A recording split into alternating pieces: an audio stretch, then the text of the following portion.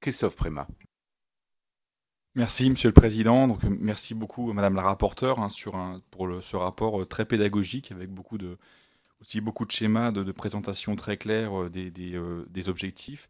J'avais plusieurs questions. D'une part sur la stratégie en fait de l'opérateur, puisque c'est une des conclusions. Et c'est vrai que c'est quelque chose qui se retrouve dans beaucoup de com.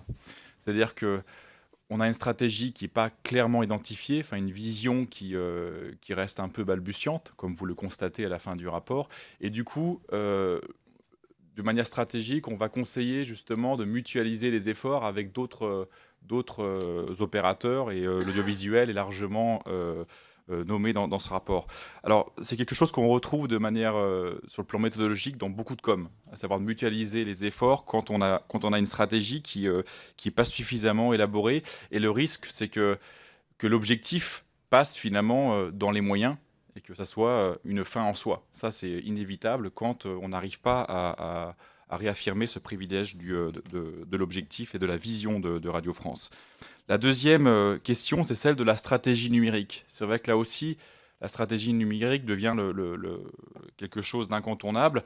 En même temps, on se rend compte que dans la radio et dans les radios, notamment les différentes déclinaisons, la radio reste un lien par la voix. La radio peut recréer du lien social. Elle reste aussi un lieu d'éducation populaire. Donc, il serait intéressant peut-être de corriger cette tendance toujours à faire de la stratégie numérique le privilège de l'avenir pour ce type d'opérateur. La dernière question, elle porte sur les ressources humaines et le dialogue social. Je crois que là, votre rapport s'appuie nettement sur la façon dont on pourrait justement accompagner ces ressources humaines pour briser cette course à des contrats temporaires, mais à essayer justement d'accompagner de plus en plus les collaborateurs pour que s'ils passent par un opérateur, dans le cadre de la mutualisation des opérateurs, ils puissent aussi continuer leur trajectoire et mettre leurs compétences au service d'un autre opérateur. Je vous remercie. Merci Madame la rapporteure pour